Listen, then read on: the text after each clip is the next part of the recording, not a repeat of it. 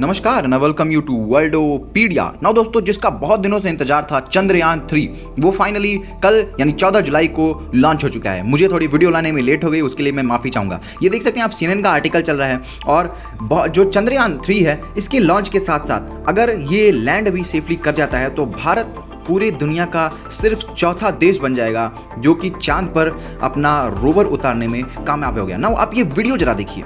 7, 6, 5, 4, 3, 2, 1, 0 plus 5 seconds. Liftoff normal. Pivot Here tracking. we have a majestic liftoff of LVM-3 M4 rocket carrying India's prestigious Chandrayaan 3 spacecraft. P2 tracking. प्रज्वलन और सफलतापूर्ण उत्थापन LVM-3 M4 rocket का। यह भीमकाय rocket आसमान को चीरते हुए अपनी भयानक दहाड़ से चारों ओर कंपन उत्पन्न कर रहा है। इसे हम यहाँ महसूस कर सकते हैं और यही दहाड़ है जो वैज्ञानिकों को रोमांचित करती है। LVM-3 के उत्थापन के साथ ही हमारे अंतरिक्ष यान चंद्रयान 3 की चंद्रमा की यात्रा प्रारंभ हो चुकी है। As the rocket is soaring through the clear skies, every second moving closer to the accomplishment of the most important milestone in its mission to moon. Every Indian witnessing the launch live is content with the feeling of watching history in the making.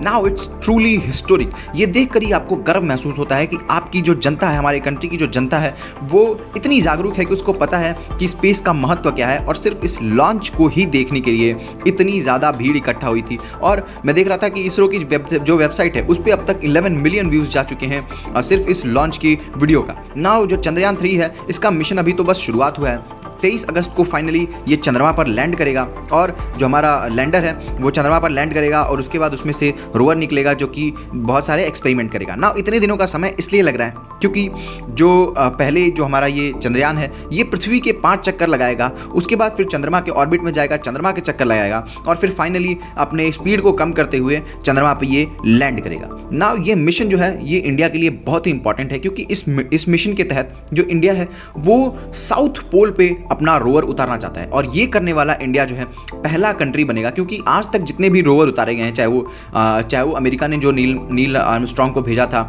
या फिर जो China ने अपना rover भेजा था या फिर जो सोवियत यूनियन ने भेजा था, वो सभी नॉर्थ पोल पे उतारे गए हैं। साउथ पोल पे दिक्कत क्या है कि जो साउथ पोल है वो वहाँ पे अरबों खरबों साल से सूरज की रोशनी पड़ी नहीं है क्योंकि जो चंद्रमा है वो हमारी पृथ्वी की तरह अपनी धुरी पे नहीं घूमता है बल्कि वो एक जगह स्टिल है और सिर्फ पृथ्वी के चक्कर लगाता है। तो वहाँ पे जो है भेजना और ये एकदम कम टाइम फ्रेम में करना पड़ेगा। और हमने जो चंद्रयान 1 है वो 2001 में भेजा था, जिसने पता लगाया था 2008 में भेजा था सॉरी, जिसने पता लगाया था कि चंद्रमा पे पानी है। और हम उसके बाद चंद्रयान 2 हमने ट्राई किया 2019 में, अनफॉर्चुनेटली वो 5% से फेल कर गया।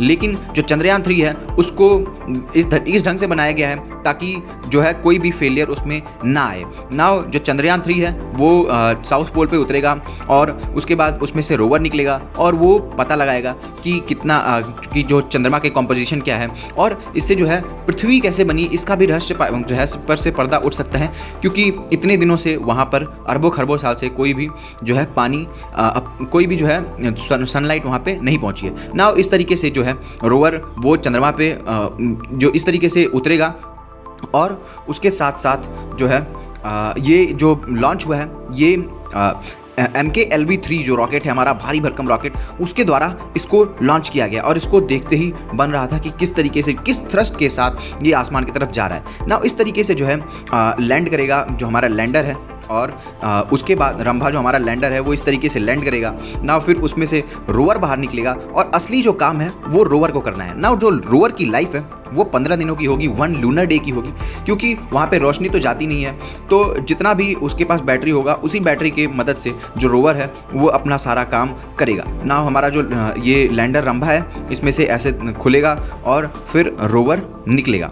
ना ये रोवर को ही सारा काम परफॉर्म करना है, लेकिन जो इससे पहले जो हमारा चंद्रयान 2 था उसने भी बहुत सारा काम हमारा आसान कर दिया है, क्योंकि ये जो मिशन है ये इतना कॉम्प्लेक्स नहीं है जितना चंद्रयान 2 था। नाउ चंद्रयान 2 में क्या था कि हम बहुत ही ज़्यादा कॉम्प्लेक्स टास्क कर रहे थे, क्योंकि चंद्रयान 2 में हमने एक साथ ऑर्बिटर, लैंडर और रोवर तीनों चीज़ों को भेजा था। नाउ ऑर्बिटर जो है वो हमने सक्सेसफुली मून के चारों तरफ रोटेट कर रहा है, अभी भी हमारा ऑर्बिटर काम कर रहा है, लेकिन जो हमारा लैंडर है वो सॉफ्ट लैंडिंग नहीं कर पाया था। और इसीलिए जो इस मिशन में सिर्फ हमारा इकलौता काम है अपने लैंडर को लैंड कराना और उसमें से रोवर को निकालना। नाउ रोवर को अगर हम निकालने को कामयाब हो जाते हैं इस तरीके से, तो इंडिया जो है सिर्फ वर्ल्ड का चौथा ऐसा कंट्री बन जाएगा जिसने रोवर को निकाला है। नाउ ये जो सक्सेस अगर मिलती है इंडिया को वो 40 दिनों बाद तो पता चल ही जाएगा, तो वो एक ट्रूली हिस्टोरिक सक्सेसफुल वाली बात होगी। नाउ हमने फेलियर्स भी देखे हैं। जब हमारा 2019 में चांद का जो चंद्रयान 2 है वो फेल हो गया था, तो हमारे जो साइंटिस्ट हैं उनका चेहरा उदास था, उन लोगों के आंखों में आंसू थे, और पूरी जो भारत है वो पूरा भारत उदास था। लेकिन हमने हार नहीं मानी, हमने अपना हौसला नहीं हारा और हमने कहा कि हम ये चीज़ अचीव करके दिखाएंगे। और आज जब हमने ये चीज़ अपना अचीव तो अभी नहीं किया है, लेकिन मोस्ट प्रोबेबली अचीव कर ही लेंगे, तो आज जो इसरो के साइंटिस्ट हैं उनके जो चेहरे हैं वो चेहरे खिलखिला उठे हैं और उनके चेहरे की खुशी जो है वो देखते ही बनती है ना। ये देख सकते हैं आप कि किस तरीके से इंटरव्यू देते हुए वो खुश हैं। And CE20 stage also is perfectly actually sir. So we will describe all those details later sir. because of shortage of time. Yes, sir. I take this opportunity to thank all the mission executives because लेकिन wait, अगर आपके मन में है कि इतना भी बड़ा हमने क्या काम कर दिया, तो ये देखिए इतने सारे कंट्रीज़ हैं जिनका कोई ना कोई स्पेस प्रोग्राम है। उसमें से सिर्फ 11 ऐसे देश हैं जिन्होंने चंद्रमा के मतलब प्रति कोई भी मिशन किया है, लेकिन उनमें से सिर्फ ऐसी 3 कंट्रीज़ हैं, यूनाइटेड स्टेट्स, सोवियत यूनियन और चाइना। रशिया लिखा है लेकिन सोवियत यूनियन है जिन्होंने ये काम किया है, और इंडिया चौथा देश बन जाएगा। नाउ मून पे लैंड करना मार्स से भी ज़्यादा कठिन है, क्योंकि मार्स की जो लैंडिंग रेट है वो 40% है, जबकि मून की सिर्फ 27% है। और ये जो मिशन है ये इतना इंपॉर्टेंट और क्रिटिकल इसलिए है क्योंकि ये हमें बताएगा, उन रहस्यों से पर्दा उठाएगा कि आखिरकार पृथ्वी की फॉर्मेशन हुई कैसे, क्योंकि चंद्रमा पे जिस पोल पे ये जा रहा है उस पर इतने सालों से कोई भी रोशनी नहीं पहुँची है। और जो मैग्नेटिक फील्ड एनोमलीज हैं मून पे, उसको भी ये पूरी तरीके से पता करने में मदद करेगा। वहाँ पे भी मैग्नेटिक फील्ड एनोमली है, क्योंकि मैग्नेटिक फील्ड एनोमली तभी क्रिएट होती है जब किसी भी सॉलिड ऑब्जेक्ट के कोर में कोई हॉट मिल्टन ऑब्जेक्ट हो। और एक समय ऐसा था जब न्यूयॉर्क टाइम्स ऐसे आर्टिकल पब्लिश करता था कि इंडिया बजट टू मार्स। ये कार्टून तब का है जब हमने लॉन्च किया था मंगलयान, और उस समय न्यूयॉर्क टाइम्स ने ये आर्टिकल पब्लिश किया था इंडिया के स्पेस प्रोग्राम के बारे में कि एक एलिट क्लब में इंडिया घुसने की कोशिश कर रहा है। ये हमारा रेसिस्ट कार्टून पब्लिश हुआ था, लेकिन वही न्यूयॉर्क टाइम्स जो है आज ये पब्लिश करता है कि इंडिया जो है वो स्पेस के फील्ड में एक राइजिंग सुपरस्टार है। ये सब मेहनत इतनी भी ये सब हमारी मेहनत का नतीजा है। ये सब इतना भी आसान नहीं था, लेकिन हमारे साइंटिस्ट हमारी दृढ़ शक्ति के दम पे हमने ये सब अचीव किया है। ना क्या कहना आपका कमेंट करके बताइएगा, और चैनल को सब्सक्राइब करना मत भूलिएगा। मिलते हैं आपसे अगली वीडियो में, तब तक के लिए जय हिंद, जय भारत।